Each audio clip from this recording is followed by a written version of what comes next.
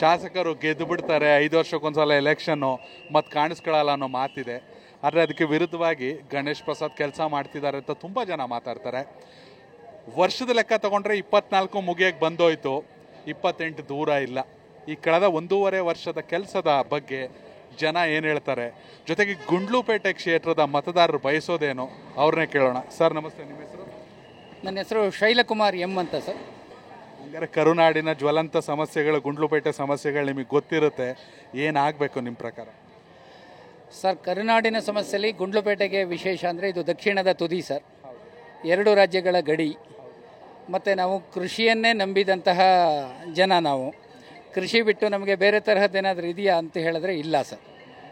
ಹಾಗಾಗಿ ಇಲ್ಲಿಯ ಇತಿಹಾಸದಿಂದ ಇಲ್ಲಿವರೆಗೂ ನಾವು ನೋಡ್ಕೊಂಡು ಬಂದರೆ ಕೃಷಿಯನ್ನು ಯಾರ್ಯಾರು ಉತ್ತೇಜಿಸಿದ್ದಾರೆ ಆ ರಾಜ್ಯಗಳು ಒಳ್ಳೆಯ ಆಡಳಿತವನ್ನು ಕೊಡೋಕ್ಕೆ ಸಾಧ್ಯ ಇದೆ. ಗಂಗರು ಕಟ್ಟಿಸಿದ ಕೆರೆಗಳು ಇವತ್ತಿಗೂ ಇದೆ, ಆದರೆ ಕೆರೆಗಳಲ್ಲಿ ನೀರಿಲ್ಲ. ಹಾಗಾಗಿ ಕೆರೆ ನೀರನ್ನು ತುಂಬುವಂತಹ ಯೋಜನೆಗಳಲ್ಲಿ ನೀರು ಒಂದಷ್ಟು ಕೆರೆಗಳಿಗೆ ಬಂದಿದೆ, ಎಲ್ಲ ಕೆರೆಗಳಿಗೂ ಇಲ್ಲ. ಹಾಗಾಗಿ ಎಲ್ಲ ಕೆರೆಗಳು ತುಂಬಬೇಕು. ಮತ್ತು ರೈತರಿಗೆ ಸಾಂಪ್ರದಾಯಿಕವಾಗಿ ಏನು ಕೃಷಿ ಇತ್ತು ಆ ಕೃಷಿಗೆ ಜೀವ ಕೊಡೋದು, ಮತ್ತು ಕೃಷಿಯಿಂದ ಜೊತೆಗೆ ಉತ್ಪಾದನೆ ಆಗುವಂಥ ಬೇರೆ ಬೇರೆದಾದಂಥ ಉದ್ಯೋಗ ಭರವಸೆಗಳನ್ನು ನಿರ್ಮಾಣ ಮಾಡೋ ನಾಯಕರು ನಮಗೆ ಬೇಕಿದೆ ಸರ್. ಆದ್ದರಿಂದ ಇಲ್ಲಿಯ ಸಮಸ್ಯೆ ಅದು. ಎರಡನೇದು, ಟೂರಿಸಮ್ ಇಲ್ಲಿ ಓಡಾಡ್ತಾರೆ, ಇಲ್ಲಿ ನಿಲ್ಲಲ್ಲ. ಅವರು ಊಟಿಗೆ ಹೋಗ್ತಾರೆ ಅಥವಾ ವಯನಾಡಿಗೆ ಹೋಗ್ತಾರೆ. ಹಾಗಾಗಿ ಇಲ್ಲೆಲ್ಲೋ ಬಂದರೆ ಈ ಥರದ್ದು ಹೋಟ್ಲಲ್ಲಿ ಒಂದು ಸ್ವಲ್ಪ ಉಪಹಾರ ತಗೊಂಡು ಹೋಗ್ತಾರೆ. ಇನ್ನು ಬಿಟ್ಟರೆ ಗೋಪಾಲ ಸ್ವಾಮಿ ಬೆಟ್ಟಕ್ಕೆ ಹೋಗ್ತಾರೆ. ನಾವು ಅದನ್ನು ಸರಿಯಾಗಿ ದುಡಿಸ್ಕೊಳ್ಳೋಕ್ಕಾಗಿಲ್ಲ. ನಮ್ಮ ಜಿಲ್ಲೆಯಲ್ಲೇ ಬೇಕಾದಷ್ಟು ಟೂರಿಸಮ್ ಪ್ಲೇಸಸ್ ಇದೆ. ನಾವು ಅದನ್ನು ಯೋಜಿತವಾಗಿ ಬಳಸ್ಕೊಂಡ್ರೆ ನಮಗೊಂದಷ್ಟು ಆದಾಯ ಬರುತ್ತೆ. ಹಾಗಾಗಿ ಅದಕ್ಕೆ ಬೇಕಾದಂಥ ಯೋಜನೆಗಳು ಬೇಕು.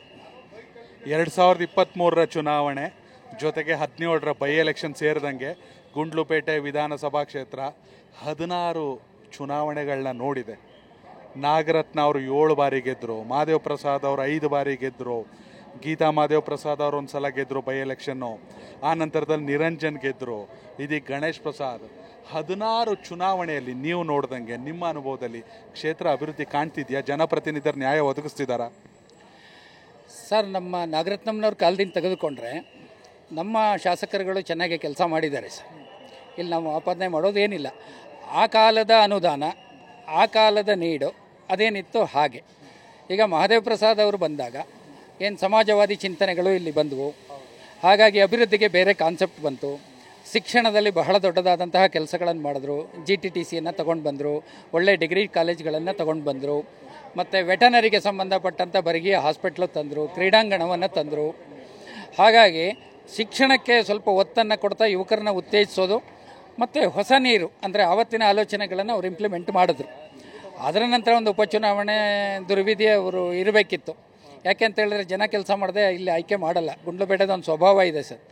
ಯಾರು ಕೆಲಸ ಮಾಡ್ತಾರೆ ನಿರಂತರವಾಗಿ ಅಧಿಕಾರ ಕೊಡ್ತಾರೆ, ಮಾಡಲ್ಲ ಅಂದರೆ ಒಂದೇ ಟರ್ಮ್ ಆದರೂ ಸರಿ ತಗೊಂಡು ಕಳಿಸ್ತಾರೆ ಸರ್. ಆ ರೀತಿಯಾಗಿ ಕಳೆದ ಒಂದು ಟರ್ಮ್ನಲ್ಲಿ 1-2 ವರ್ಷ ಕೋವಿಡ್ ಅನ್ಬೋದು. ಅದನ್ನು ಬಿಟ್ಟರೆ ಇನ್ನೇನಾರು ಕೆಲಸ ಆಗಿದೆಯಂದ ಆಗಲಿಲ್ಲ.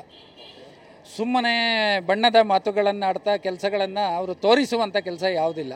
ಇವತ್ತು ಯಾವುದೇ 100 ಮೀಟ್ರ್ ನಡೀರಿ ಸರ್, ಮಹಾದೇವ್ ಪ್ರಸಾದ್ರವರು ಮಾಡಿದಂಥ ಇನ್ಫ್ರಾಸ್ಟ್ರಕ್ಚರ್ಸ್ ಸಿಗುತ್ತೆ.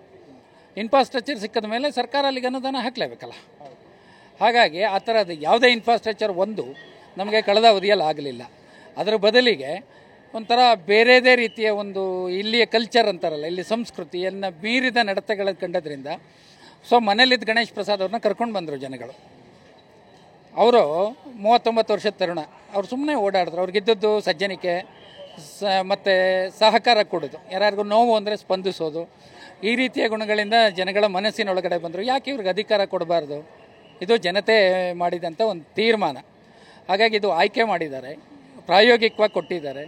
1.5 ವರ್ಷದಲ್ಲಿ ಅದಕ್ಕೇನಾದ್ರು ಒಂದು ಸ್ವಲ್ಪ ಲಾಭ ಸಿಕ್ಕಿದೆಯಾ ಅಂತ ನಾವು ನೋಡೋದಾದರೆ ಅವರು ಎಲ್ಲರ ಜೊತೆ ಸಜ್ಜನಿಕೆ ಮುಂದುವರಿಸ್ಕೊಂಡಿದ್ದಾರೆ. ಜನಕ್ಕೆ ಈಸಿಯಾಗಿ ಸಿಗ್ತಾರೆ. ಈಸಿಯಾಗಿ ಸಿಗ್ತಾರೆ ಮತ್ತು ಆಹಾರ ತುರಾಯಿಗಳಿಂದ ದೂರ ಇದ್ದಾರೆ. ಆಮೇಲೆ ಎರಡನೆಯದು ಸ್ವಲ್ಪ ಕಾರ್ಯಾಂಗದ ಜೊತೆ ಸ್ನೇಹದಿಂದ ವರ್ತಿಸ್ತಾರೆ. ಏನೋ ಬದಲಾಯಿಸ್ಬಿಡ್ತೀನಿ ನೀನು ಇಷ್ಟು ವರ್ಷದಿಂದ ಮಾಡಿಲ್ಲ, ಈ ಥರ ದರ್ಪದ್ದಿಲ್ಲ. ಮತ್ತು ಲಿಸ್ನಿಂಗ್ ಇದೆ, ಲರ್ನಿಂಗ್ ಇದೆ, ಕೇಳಿಸ್ಕೊತಾರೆ ಮತ್ತು ಕಲಿತಾರೆ. ಮತ್ತು ಯಾರೋ ವಿದ್ಯಾವಂತರು ಮತ್ತು ಆಫೀಸರ್ಸ್ಗಳಿದ್ದಾರೆ, ಅವರುಗಳಿಗೆ ಸ್ನೇಹದಿಂದ ಕೆಲಸವನ್ನು ತೆಗೆಯುವಂಥ ಒಂದು ಅವರ ಏಜಿನ ಕಾರಣಕ್ಕೂ ಇರಬಹುದು. ಆ ರೀತಿಯ ಪ್ರಯೋಗದಲ್ಲಿ ಸದ್ಯಕ್ಕೆ ಅವರು ಒಂದಿಷ್ಟು ಯಶಸ್ಸನ್ನು ಕಂಡಿದ್ದಾರೆ ಸರ್. ಅಧಿಕಾರಿಗಳ ಲೆವೆಲಲ್ಲಿ ಭ್ರಷ್ಟಾಚಾರ ಇದೆಯಾ ಗುಂಡ್ಲುಪೇಟೆ? ಸರ್ ಭ್ರಷ್ಟಾಚಾರ ಅನ್ನೋದು ಕಾರ್ಯಾಂಗದಲ್ಲಿ ಅದು ಬೆರೆತು ಹೋಗಿದೆ. ಅಲ್ಲ, ಅದು ಯಾಕಾಗಲ್ಲ ಅಂದರೆ ಇವರು ಒಂದು ಇದನ್ನು ಕೊಟ್ಟಿದ್ದಾರೆ KDP ಮೀಟಿಂಗಲ್ಲಿ. ನೀವೇನು ಮಾಡ್ತೀರಿ ನನಗೆ ಗೊತ್ತಿಲ್ಲ, ಆದರೆ ಜನಗಳಿಗೆ ತೊಂದರೆ ಆಗಬಾರ್ದು. ಹಾಗಾಗಿ ನಿಮ್ಮನ್ನು ನಾನು ಆಪ್ರೇಟ್ ಮಾಡೋಕ್ಕೆ ನಿಮ್ಮನ್ನು ತಿದ್ದಕ್ಕಲ್ಲ, ನಾನು ಜನದ ಸೇವೆಗೆ ಬಂದಿರೋದ್ರಿಂದ ಜನಗಳ ಸೇವೆ ಕಾರ್ಯಾಂಗಕ್ಕೆ ಬಂದಾಗ ಯಾವುದೇ ತೊಂದರೆ ಇಲ್ಲದೆ ಆಗಬೇಕು ಅನ್ನೋದು ಇವ್ರ ನಿರೀಕ್ಷೆ. ಹಾಗಾಗಿ ಅವರನ್ನು ರಿಪೇರಿ ಮಾಡ್ತಾರಾ ಅನ್ನೋಕ್ಕಿಂತ ಜನಗಳಿಗೆ ಸಿಗ್ತಾ ಇದ್ದಾರೆ ಅಂದರೆ ಸಿಗ್ತಾ ಇದ್ದಾರೆ, ಅದಂತೂ ಆಗಿದೆ. ಈ 1.5 ವರ್ಷದಲ್ಲಿ ಒಂದು ನಮ್ಮ ರಾಜ್ಯ ಸರ್ಕಾರದ ಗೊತ್ತಿದೆ ನಿಮಗೆ, ಬೇರೆ ಬೇರೆ ಕಾರಣಗಳಿಂದ ಅನುದಾನಗಳನ್ನು ಕೊಡೋಕ್ಕಾಗಿಲ್ಲ. ಸರ್, ನಿಮ್ಮ ಪ್ರಕಾರ ಸರಿನಾ ತಪ್ಪ ಗ್ಯಾರಂಟಿ ಯೋಜನೆಗಳು? ಸರ್, ನಾನು ವೈಯಕ್ತಿಕವಾಗಿ ಹೇಳೋದಾದರೆ ಗ್ಯಾರಂಟಿಗಳು ಅಗತ್ಯ ಇರಲಿಲ್ಲ ಸರ್, ಅಗತ್ಯ ಇರಲಿಲ್ಲ.